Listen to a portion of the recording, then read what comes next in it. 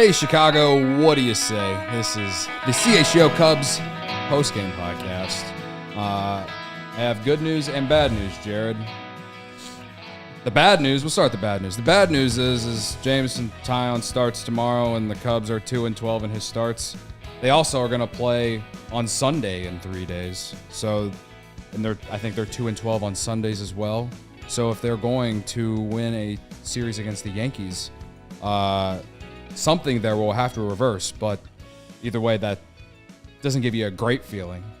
The good news, Jared, is that we're all going to die someday anyway. All right. So it puts some perspective on all of this. Yeah, exactly. Yeah. Cubs lose 6-5 in Milwaukee in Game 4 of this 4-game set. It was absolutely brutal. I felt good the first 4 innings. Then Milwaukee tied it. Thanks to some bad umpiring, I will die on that hill, even though it's not the reason they lost, but the reason that they scored 4 runs was because of some bad umpiring. So Milwaukee takes a lead. Bellinger hits the homer. They reel me back in. Milwaukee adds a run. They kill me again. And then Yan Gomes hits a homer. They reel me back in. And then the Victor Caratini revenge game. Just chef's kiss, Jared. I mean, everything that you possibly could have felt in this game, you got, or anything you could have possibly got in a game that was going to make you feel great and awful all in a span of 2 to 3 hours happened. And it resulted in a loss. So it's the beauty of baseball. You get to the full scope of human emotion, or I should say almost the full scope. Yeah. Pretty close to the full scope of human emotion. You got to experience this afternoon if you watched that entire game. And I think to maybe dive in a little bit to your point about the umpiring, because we all sort of know you can't ultimately blame an umpire for the result of a game. They don't single-handedly determine the outcome. And I agree with that. Yeah, and we all know this. However, you can't ignore when there's a call like the one we saw with Victor Caratini up to bat. Yeah, big part in this game. He in general, big part of this game. He was, and when he's up to bat and you get what probably should have been the strike 3 call and is not, and that extends the inning and then allows for the Christian Yelich home run, which really made a really big difference in the tide of this game. The momentum shifted pretty significantly there, because then from there on out, the Cubs are playing from behind. You're working on catching up again, which is what they've had to do the last 3 games now. So, and really kind of the last 4 after they blew the lead on Monday. So that call, my biggest problem with it is, and we talked about this during the game, was it's just the lack of consistency from the umpire, because we watched as that pitch hit that same spot against left-handed batters, and it was called a strike in some situations, but it was called a ball in others. Right. Braggs, shout out to Braggs, he's our producer today. I threw the screen grab of that at bat that Jared just described in the Cubs Slack channel, if you want to bring it up for us, and you'll be able to see that there is a strike and a ball, in the ball is in the exact same spot. So the part of it that bothers us, or it should bother fans, or will bother fans, is just the lack of consistency. Where do you got it for me, boss? It's in the Cub. You're in the right channel. You just got to scroll up. It's a screenshot. There we right go. there. That's right the there, one. right there. But yeah, that's anybody paying attention should be bothered by that, because is this a strike or is it not? Right. Yeah. And the reason that it was a big deal, they call it a ball, so he walks. Then Weimer comes up. He gets the hit that drives in a run. All right. So you give up 1 run because there's one run right there because you missed a call. Then Yelich comes up and hits the 3-run jack. And it's like the inning's over if they just call strike 3 on Caratini. And I mixed it up. Caratini walked, then he got an out on the next pitch, a fly ball, and then Weimer drove him in. So either way, if you get the strikeout on Caratini, then you get the fly out, inning's over. Then you don't give up a run at all, right? Because Caratini scored after that. Yes, right. Yeah. So it's, again, I'm not blaming that inning on the Cubs losing that game. I'm not blaming the umpires or anything, but man, like it's so frustrating when you just like, especially with the way this series has gone with the umpires. Me and Kevin talked about it yesterday. I think I've seen a lot of talk about the umpires on social media just this week in terms of the series. Like, and I don't necessarily think it's just us being biased Cubs fans or anything like that. I think it's genuinely been bad for both sides, but it just feels like there's been times where it's hurt the Cubs a little bit more. Hell, Morel struck out on a called strike today that was way off the plate, yet Milwaukee's getting these walks with borderline calls. Like, and we saw a lot of that the last couple days too. So again, I don't want to sit here and make this the ump show, but it did turn the tides of this game. It went from 1-0 to 4-1, and you're thinking, can the Cubs even get close to coming back? Cody Bellinger makes it a game by hitting the 2-run jack, and and then the Cubs allow another run when Leiter was in there, and then Gomes hits the homer. You're tied, and you're feeling really good, and you're hoping for the shutdown inning to get a chance to get the bats back in the dugout. And Victor Caratini just turns on one on Michael Fulmer. And that leads me to my next point about what else I didn't like. In defense to Michael Fulmer, he's been great. Yes. Lately, last 5-6 weeks, he's been great. In the role that they put him in, which is more middle relief, 5th, 6th, sometimes 7th inning, either up or down in the game. Not necessarily in a tie game in the 8th inning, though. Yeah. And so that's my problem with the usage there. If there's anything that I will criticize David Ross for today is using Michael Fulmer in the 8th inning. It's not that I didn't want him at all. It's more of like, why not use him earlier after Stroman came out instead of using him later? Because you've used Leiter in these high leverage spots. They used Palencia earlier. I would have liked Palencia more in that 8th inning than later I would have Fulmer. And the only reason I say that is because that guy's throwing triple digits. And what's worse than the situation they put him in yesterday? I mean, or the other day, I mean. You know what I mean? Tuesday, Tuesday, not yesterday. Well, like he's already been through, they ripped the Band-Aid off with him. Why not give him that 8th inning spot considering where the bullpen was at today? And they used him earlier, whatever. But to me, they tried to move Fulmer into a more high leverage spot whenever he's been great in more of a middle relief type role. And some of that, because we saw in the broadcast when he came out on the mound, Marquis showed his ERA over the last, I forget the number of outings, maybe somebody that saw it remembers, but it was like a .52 ERA. Yeah. He's been very good, but a lot of that has been about the situations that he's been called in to pitch. That said, the reality is that sometimes you have spots where in an ideal situation, your manager is thinking, well, ideally I'd like to go to this guy, but he also is working with information like, I know how tired this guy is, how much I've had to use him lately. He told me before the game that he's not feeling so great, whatever. It's a lot of factors like that sometimes play into it. And especially when you had an extra inning game just 2 days ago, you've had a lot of high stress innings for your bullpen this whole series. And so I bet you if David Ross was in a place where he wanted to be just fully candid, he would probably say, yeah, in that spot, ideally Fulmer's not the guy because he's better suited to something else.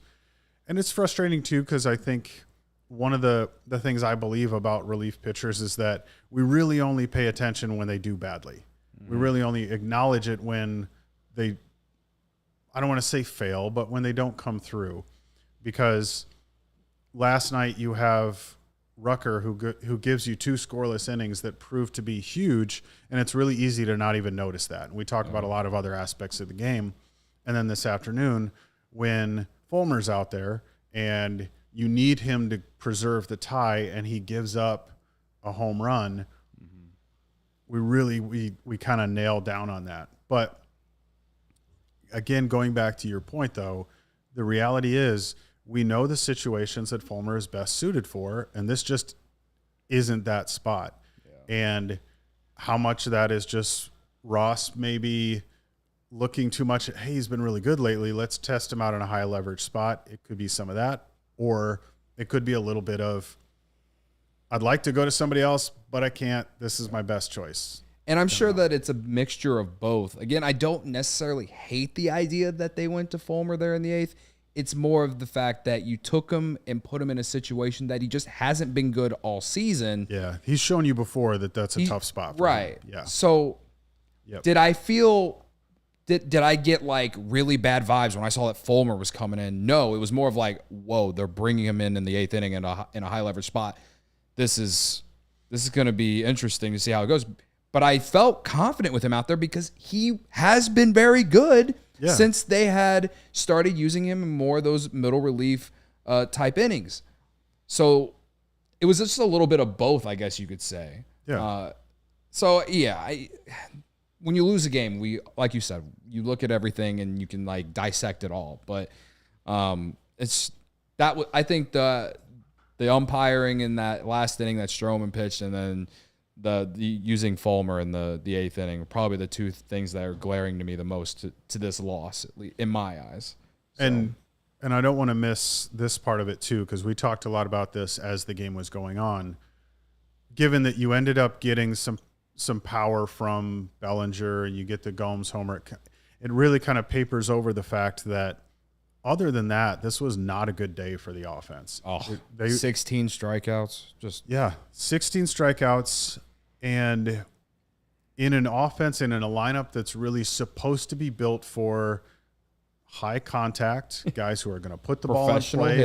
Professional hitters who will give you high quality at bats and get on base and string hits together, because the best way that they're going to score is, at least the way that the lineup is constructed now, is by moving the line along. Mm-hmm. And when they have a day like this where they're just striking out, let's not forget that when Stroman's in that situation, they'd only scored 1 run. So you're creating high stress innings for your pitchers because your offense gets runners on base, does not bring them home.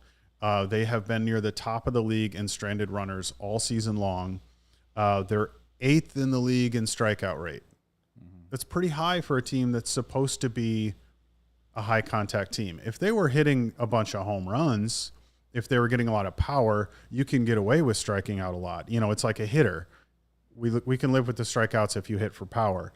But the Cubs are 21st in the league in slugging percentage. So you have, I'm in a bad place here and I'm in a bad place here.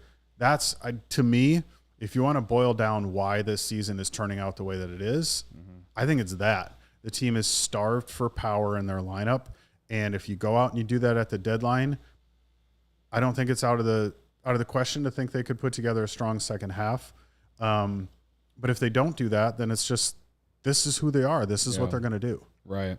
That, or they're going to need some reinforcements from the minors. I think I read a tweet in my mentions today, someone saying, 10th best farm system in baseball, but no one coming up to, an emergency spot because of Swanson being out. And I think the fact that they haven't done that is because maybe Swanson is, I think they're possibly still waiting, but also maybe it's not as bad as we think, or else I feel like they would have done something today, because they said they're going to reevaluate it today. And I only bring that up because at one point we thought Morel was hurt. He hit that double. I know. In the second, he was grabbing his neck. And we were thinking like, who's going to play second? And we're like, Ian Happ maybe. Yeah. And then we're like, who's going to go to left field after that? And it's like Mancini. Yikes! Like I don't know. Well, Gary brings up a name we haven't heard before. I'm sure Slaughter. This guy named Slaughter. Slaughter Ruth is leading Iowa in home runs and RBIs. Yes. So maybe that's and what position does Jake Slaughter play?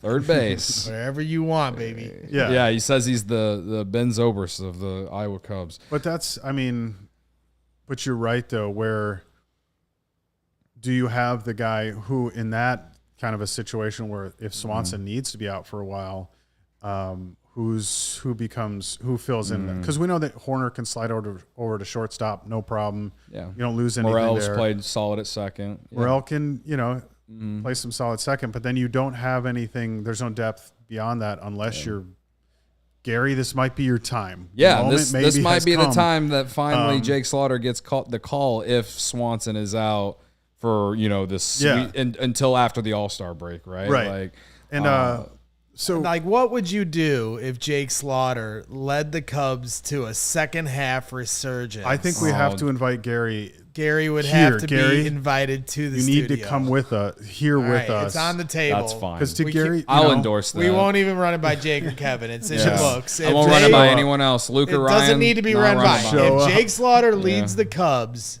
Yeah. to a second half resurgence, they make the playoffs, we're giving Cody a key to this place. Yeah, and I do see some people are pointing out the fact that David Bodie's in AAA. He hasn't. I don't think I will forever have fondness for the guy for the Grand Slam in 2018 against the Nationals. But if you're talking about somebody who can make an impact versus somebody who's just going to be a placeholder, David Bodie is the latter, not the former.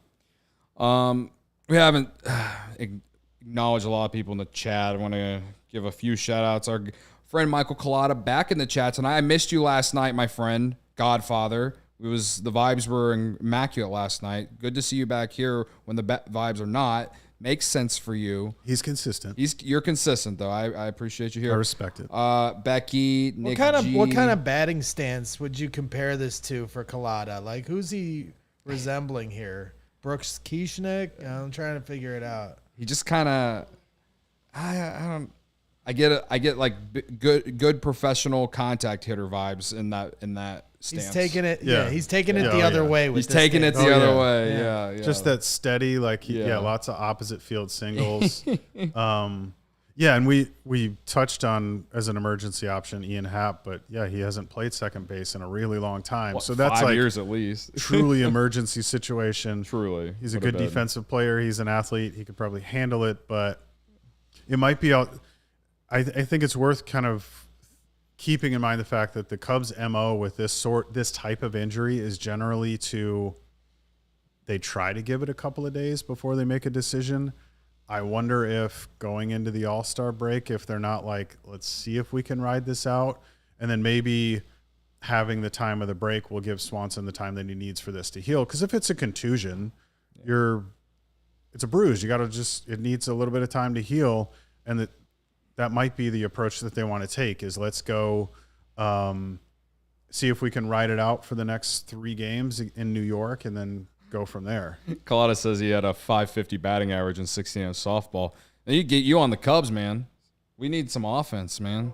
We need power. We Does need he some have power. That's the Yeah. question. What's the slugging percentage? That's what I want to know. How much power you got? Anyway, thanks to everyone in the chat. We got 29 likes right now. 93 people watching. Let's get the like up so we can likes. counteract the jackass. I see that comes in Rachel every from day the and United gives the Kingdom thumbs up. is here. Hey, Rachel. I never blamed the Cubs going to London for their bad stretch. Credit to me. Big of you. We still Very love big London. of me. Everyone else did. I did not. So big of me. Then Barbara doesn't care that you don't have pants on, Cody. Yes.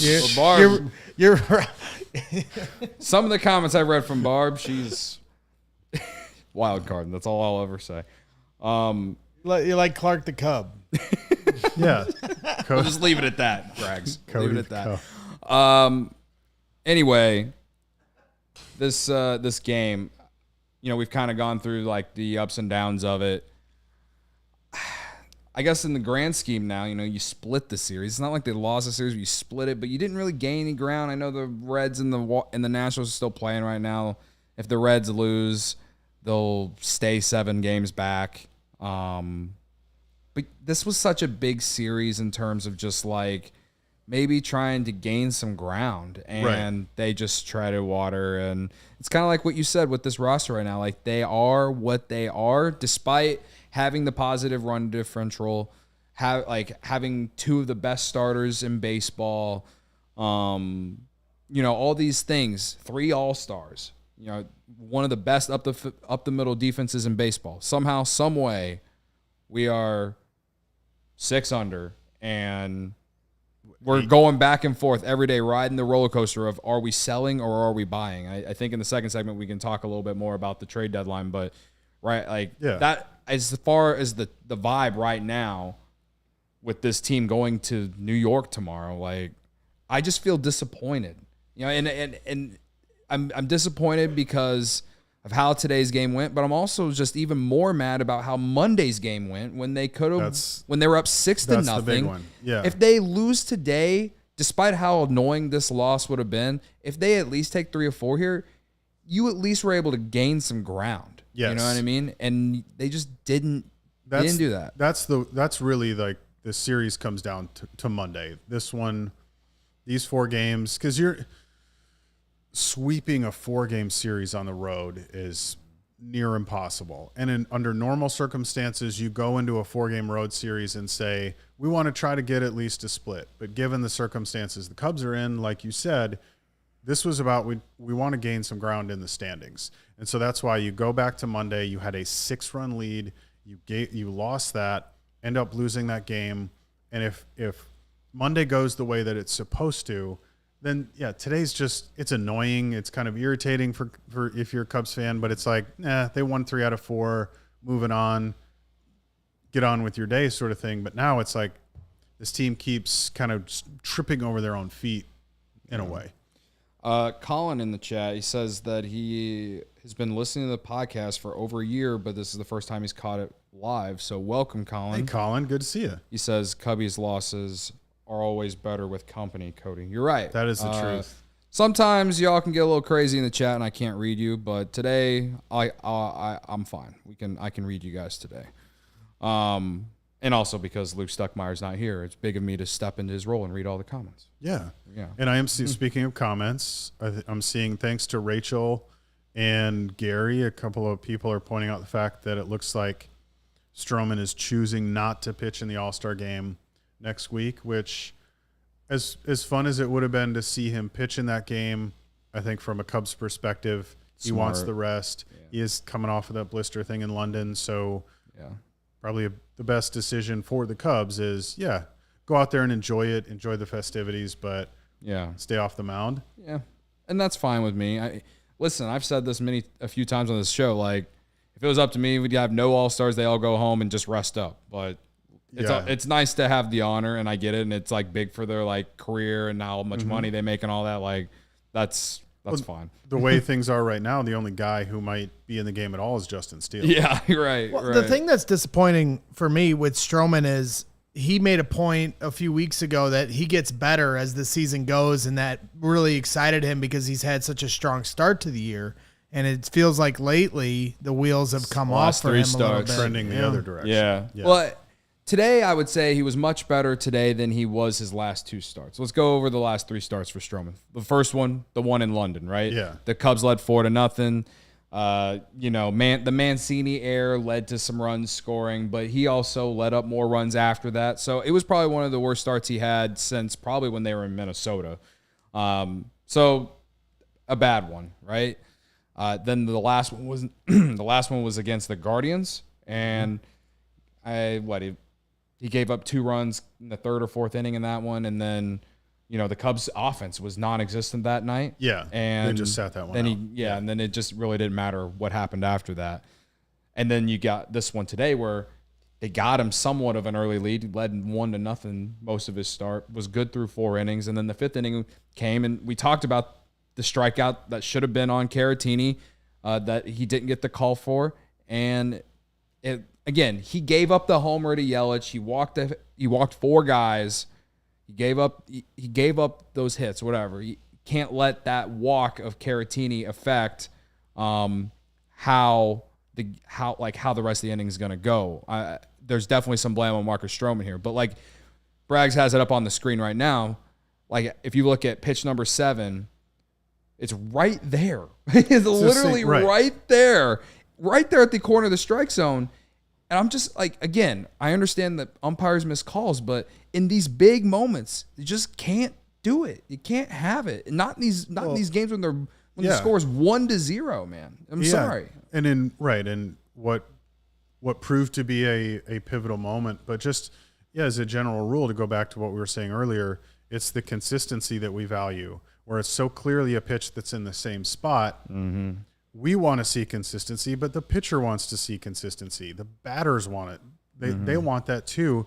because it affects their game as well, because they get used to, okay, this is a pitch you're calling a strike at that spot in the zone. Fine. Whether or not if I'm a hitter or a pitcher, whether or not I like that as a strike or a ball call, if I know that you're going to call it that way consistently, I can act accordingly. Yeah. But if I don't know, and it's like, oh, strike this time, it's a ball the next time. Yeah.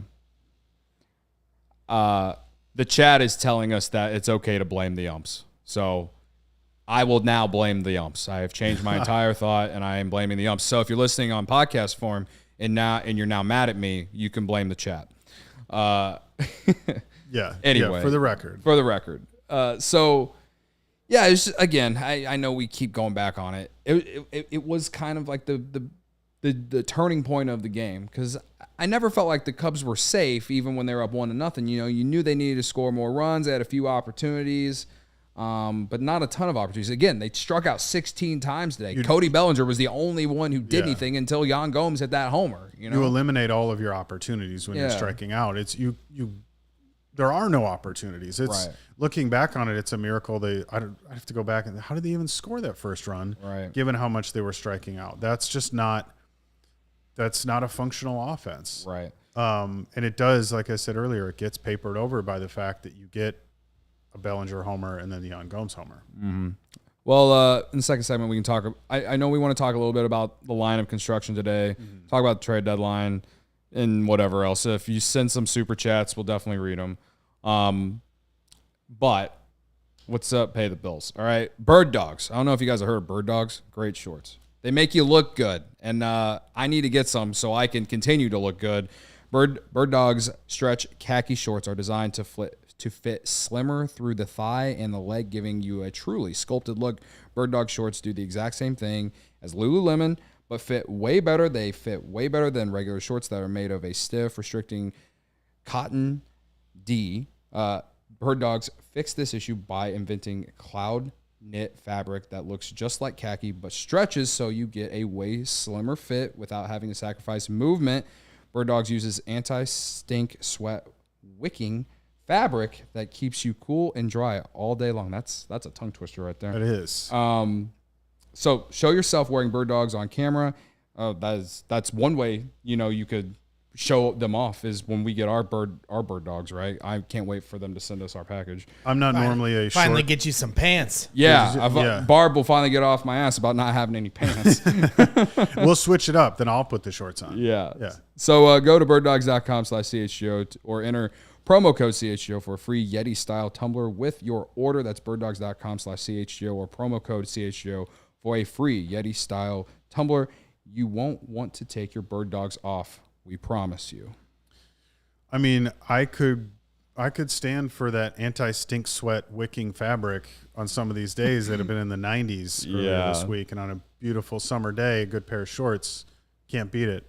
Yeah. Along with that summer day, I like to just wash it down with some Goose Island. Oh, man. Maybe you just watched a frustrating loss. Sometimes you just need that beer to make you feel better, right? That's right. CHGO is supported by Goose Island Beer Company.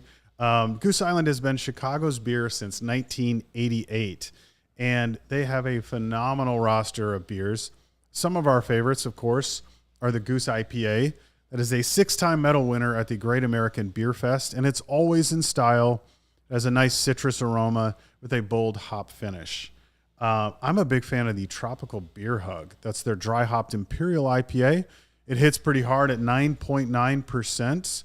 It's dangerously easy to drink. So if you're going to reach for that Tropical Beer Hug to wash away this particular game, just go easy. But their classic, of course, is the 312 Wheat Ale, which we all know and love. But a beer of theirs that I discovered recently was that Full Pocket Pils. That is a everyday beer. Love it in the summertime. It's what the brewers are drinking. And if you grab ultra fresh brewery exclusive beers at Goose Island's original brew house on Clybourne Avenue in Lincoln Park, or from their tap room on Fulton Street in Westtown, you're showing some love to Goose Island Beer Company, Chicago's beer. Absolutely. I might, if the season continues to go downhill, we might have to change the bit and just start doing beer bats after losses just for therapy. Yeah. Beer bat therapy. Beer bat therapy. That's what we'll call it. We got a super chat here from Baseball Junkie. I can't really read it. Can you scroll up on the chat a little bit, Braggs? Okay. $5. Thanks, Baseball Junkie. How close to 500 do the Cubs have to be at the deadline to not sell off? And Cody, my softball team needs another solid outfielder. Want to play? I'm not even. Love for you. Want me on your team? I haven't even gone to play for CHGO softball team this summer, so Cody's a better choice. I'm not good at playing. I love watching and talking about it, but I'm not good at playing. As far like my opinion on what the Cubs should do, even after this loss, and this has been my thought all season, is that they should be somewhere in the middle where they are selling and buying, right? Like. I've never thought that they should trade Cody Bellinger because, PCA looks like he's going to be a stud. He's a top 10 prospect in baseball now. But the Cubs clearly have issues at first base. Like, do I want to believe in Matt Mervis? Do I think that Matt Mervis is going to be that guy? Yeah, but there is a DH, and he's young. You don't know what you can get. You know, at some point, or to some extent, what you get out of Cody Bellinger. And I think with the season that Bellinger is having, I just don't think that you're going to have to pay him a ton to keep him around. Like, I know after April was like, oh, this guy's going to demand a real long-term contract, make $30 million a year, something like that. I think what we've seen since he came back from the knee injury is more of like what we're going to see. Now, do the Cubs need more slug out of him? Yes. And they got the slug today, and so hopefully that starts a hot streak for him, and they can go from there. But I do think Bellinger being around can help PCA in terms of learning the outfield at the major league level, but also just being a quote-unquote veteran for some of these young guys coming up. Because, again, like, I want the Cubs to be in the playoff hunt, all this stuff, but I also – development is important, but my biggest thing, too, is going all the way back to the first day of the year was – this was supposed to be like a team that kind of is the turning point of the quote-unquote rebuild that wasn't a rebuild, right? And so I've just never thought that this team was going to fully sell unless everything went wrong and they were like 15 under at the All-Star break or something like that. This team's 6 under. Say they win 2 or 3 against the Yankees, you're going the All-Star break 5 under. Like, anything can happen after that. I would say that they would fully sell if it gets to 11 or more. Under 500. I think. But if they hang around like that 5-6 range going into the trade deadline, I don't think they buy. But I do think they will sell maybe a bullpen arm or something like that. But I don't think they're going to just full on sell like they have the last 2 trade deadlines. But isn't it less about whether or not how far they're under 500 and more about how far back they are in the division? It sounds like the Reds won today and they're 8 games back in the division. I mean, how far back in the wild? I mean, division's their only shot, right? Yeah, probably. It probably will be at this point, unless some of these other teams like the Dodgers or the Giants, one of those teams really fall apart here in the second half. Well, I think this is where the Marlins even too.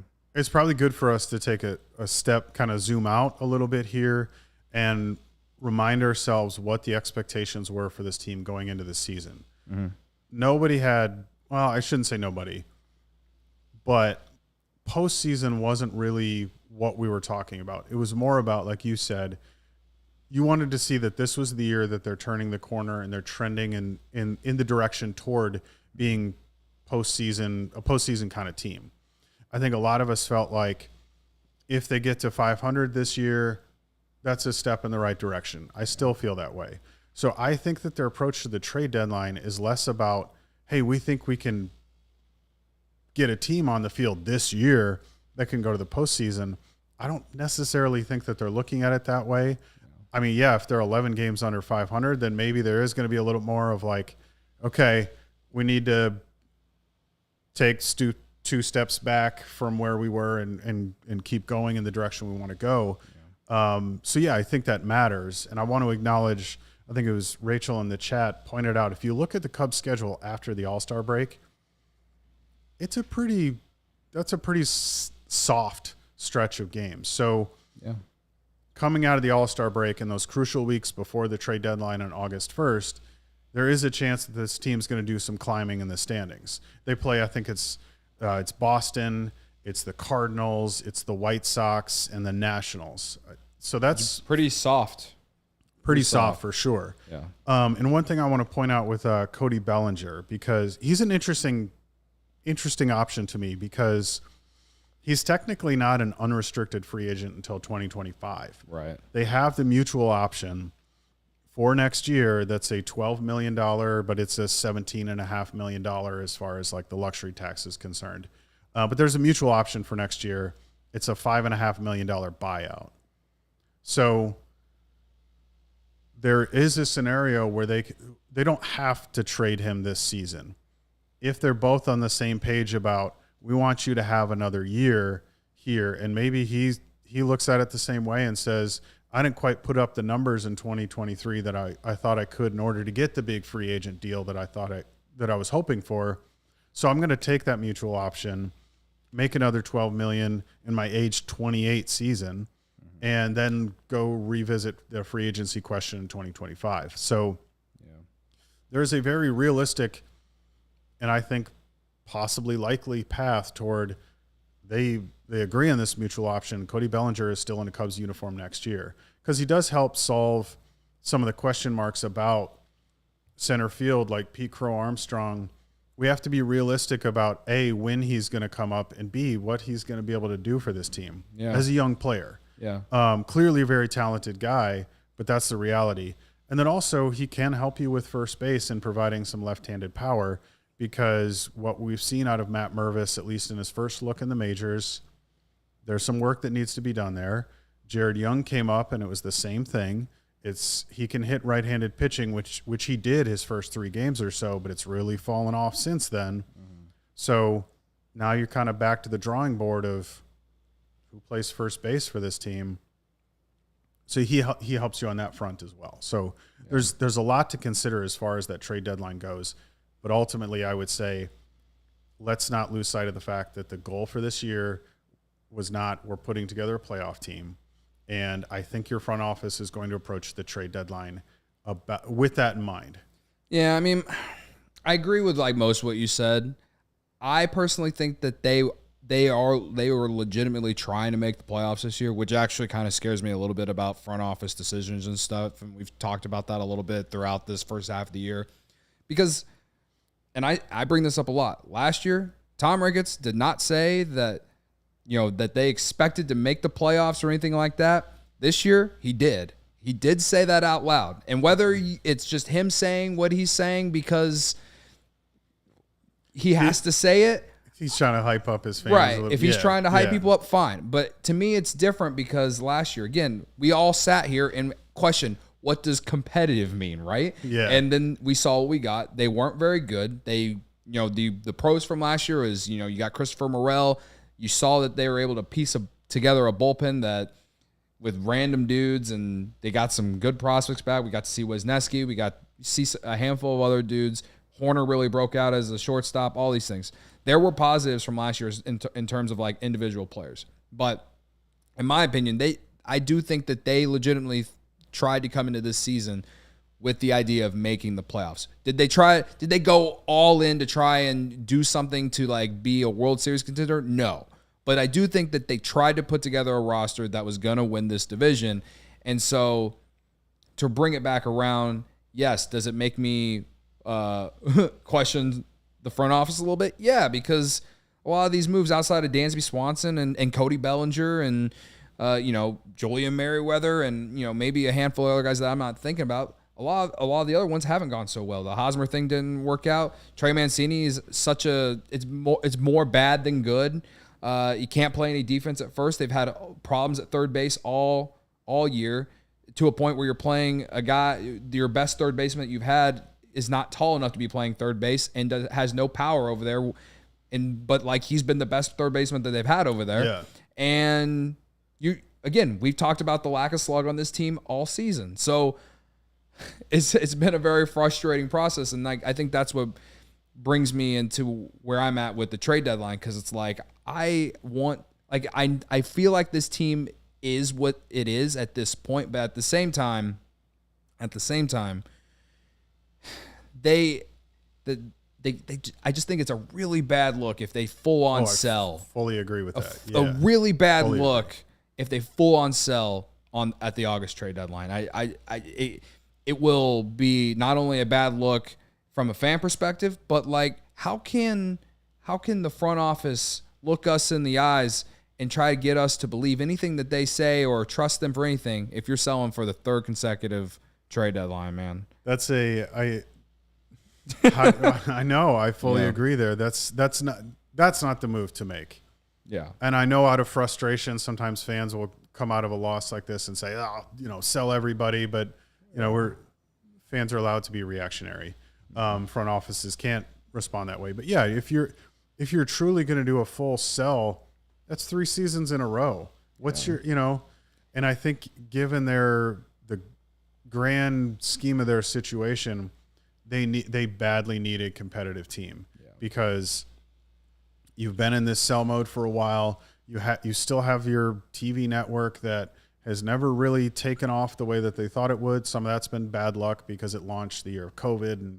And then since then, who's going to, we don't need to dive into all that. But to sell a third straight summer of trading away a bunch of your players, that's not the approach. I really strongly believe that given the way that the team is constructed right now, given the people that they have, we might be surprised at how little it would take if they're buyers at the deadline to flip the way that these things have gone. Because so much of what this team does is good. They've got a great starting rotation. They're only positive run differential in the NL Central. Good defense up the middle. You pointed that out earlier. The one thing that they're really lacking is power in the lineup. We mentioned that stat earlier. They need left-handed power at first base.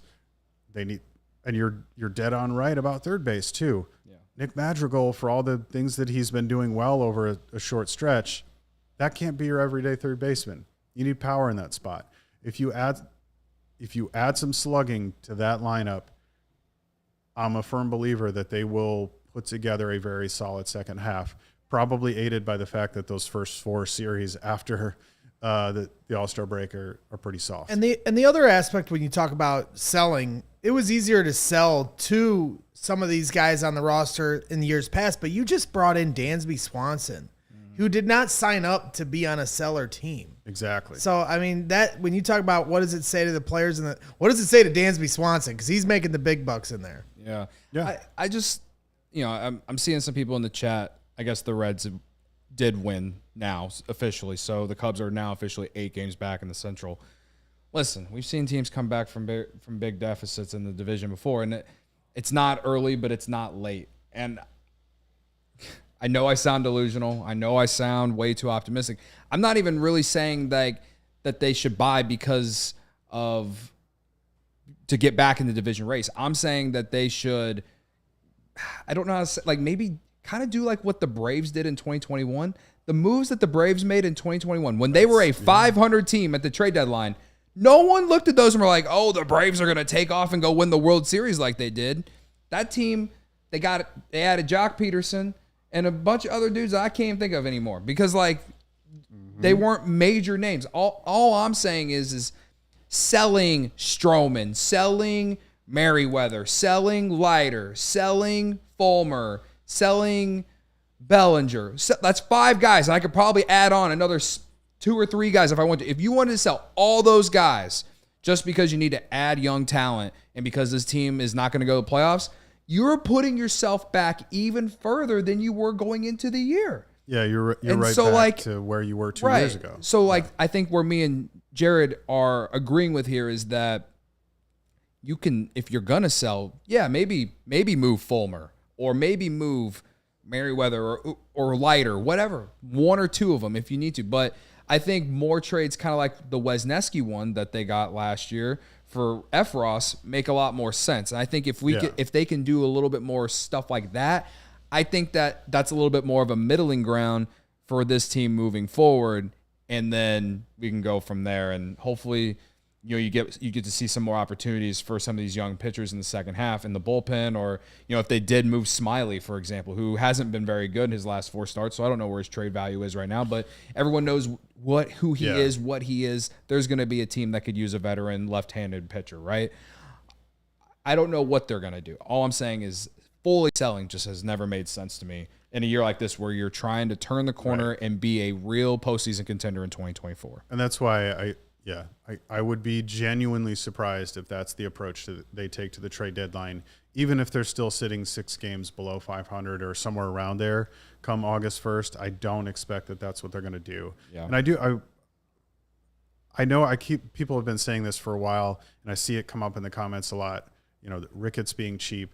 Far be it from me to defend the Ricketts family. I'm not interested in doing that. However, if you want to talk about cheap owners, the Ricketts family is not on that list. You're on the wrong side of town.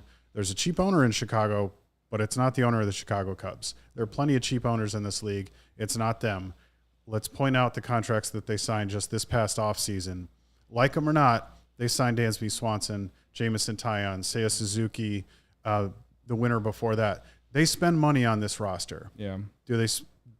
Does it always get spent wisely? Maybe that's a different discussion. That's on your front office. That's on your front office. This is not a cheap ownership. That's I disagree with that entirely.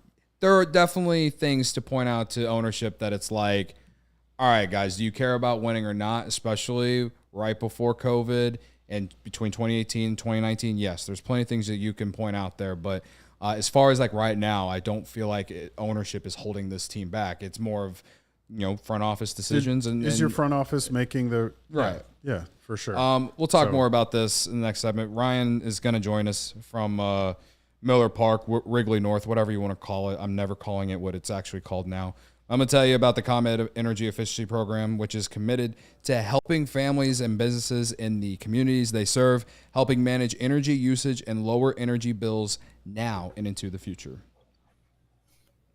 Yeah, ComEd offers a wide variety of incentives on lighting and other efficiency upgrades to commercial, industrial, and public sector customers of all sizes across the territory. ComEd also offers free facility assessments that can help find energy-saving opportunities, like for HVAC systems, commercial kitchen equipment, or industrial processes. Oh, Jared, how does it work? Well, I'm glad you asked.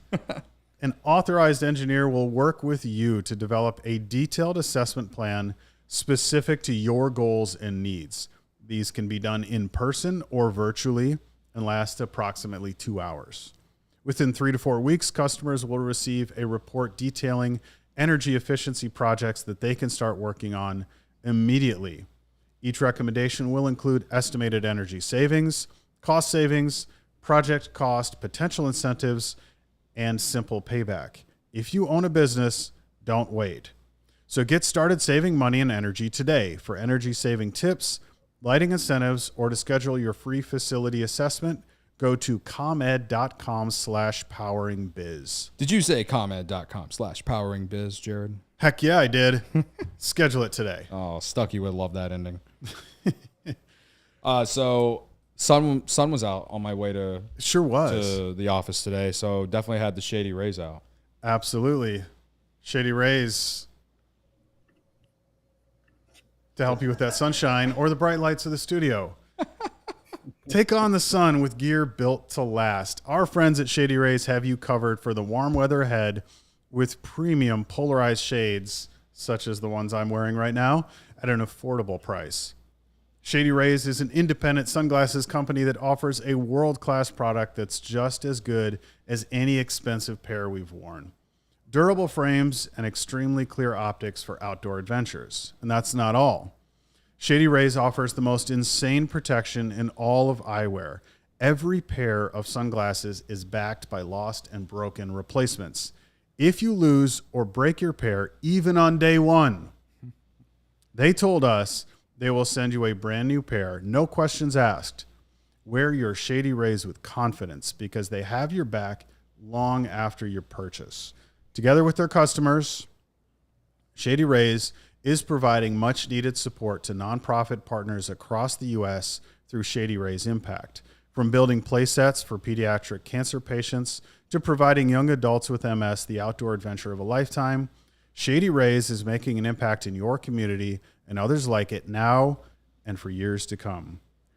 If you don't love your Shady Rays, exchange for a new pair or return them for free within 30 days. There's no risk when you shop. Their team always has your back. And exclusively for our listeners, Shady Rays is giving out their best deal of the season. Go to shadyrays.com and use code CHGO for 50% off 2 pairs or more of polarized sunglasses. Try for yourself. The shades rated 5 stars by over 250,000 people. Yeah, get your Shady Rays, and then after you do that, go to FOCO. You can get all your Cubs gear or get your Bears gear because you might think the Cubs season is over and you're ready to be hurt by the Chicago Bears again. Get fitted out. The best sports gear around. Hoodies, shoes, signs, bobbleheads, and everything in between. It's spring and baseball season. Aloha shirts, straw hats, polos, bags, everything you need for a game. Get set decorations. FOCO has donated a few awesome pieces for our sets out in Studio A. We had them on the set last night. The Hayden Wisniewski bobblehead. We got the Clark the Cub one. A lot of good stuff from FOCO. So go show them some love. Check out FOCO.com or click the link in the description below for all non-presale items. Use promo code CHGO for 10% off. I mentioned Hawaiian shirts. Ryan Herrera looks like he's wearing a Hawaiian shirt now. Nice. Looking good, Ryan. Appreciate it. It was nice and Hawaiian-y out here in Milwaukee today. Yeah, Milwaukee, home of the ump show today. I'm not going to ask you about the ump show today, though, Ryan. I have to ask you, did they happen to mention, did anyone happen to ask, or maybe you asked, about why they brought in Michael Fulmer in the 8th inning? Because me and Jared kind of discussed, that he's been very good in like the middle relief role this year. Like ever since they moved him more to like a 5th, 6th, sometimes 7th inning type role, whether they're, might be winning by 1 or 2 runs or trailing by 1 or 2 runs. They just never, they haven't, these high leverage tie ball game type situations. I feel like he hasn't been used in a while, and they went to him today in that role. Was there anything related to that after the game? Not specifically after the game, but we did talk about the bullpen prior to the game, and Adbert has pitched the last 2 games. They used Leiter in there. Palencia had an inning today. I think it was just kind of where the bullpen had fell at that point in time. Even Michael Rucker had a couple innings yesterday. Assad had multiple innings. Was it Monday or Tuesday? I don't remember exactly. So not that the bullpen was like stretched completely thin, but there were probably guys that had pitched a lot in the last few days that Ross felt more comfortable having Fulmer in there. And credit to Fulmer, who's had a pretty good run the last however many weeks, right? Like it's since May maybe that he's kind of just found it. And you're right, like it's been a more middle relief role, getting it to those back end guys like Merriweather and Leiter and Alzolai. But I think it's just the situation of they have had to use some bullpen guys like Adbert back-to-back days. I don't think that he was unavailable, but in that spot, a tie game, it was, a veteran reliever who had been having a lot of success that got that opportunity, and obviously it just didn't work out. But I think part of it had to do with just kind of who's pitched the last couple games. Obviously that bullpen's been used up a little bit in the last few days. So, a tough break for Fulmer, who'd had a pretty good run. I mean, he threw that 2 1/3 on Monday to get the Cubs to those back end guys in that loss. Like that he had one of his probably his better performances of the season 3 days ago. So just a tough break for him, but not much to say about that one. Yeah, Ryan, I'm curious too to kind of stay on the pitching for a little bit. Stroman, now we've seen. I wouldn't call them like bad starts, but like haven't been up to the level of what we had watched. Not what we've been accustomed to seeing from Stroman up to this point in the season. So, what did Stroman have to say after the game today? Yeah, I think he kind of kept going to or at least for part of it was like kind of it's baseball, and specifically with that with the pitch that Yelich hit the home run on. It was a sinker low. I want to say it was low middle, maybe a little bit more low away. Probably a spot where he wanted it to be against a guy like Yelich. And Yelich just got a hold of it and took it to left field. Uh, yeah, I mean, the last three starts for Stroman obviously haven't been great, and that one of those was that blister in London that kind of affected him.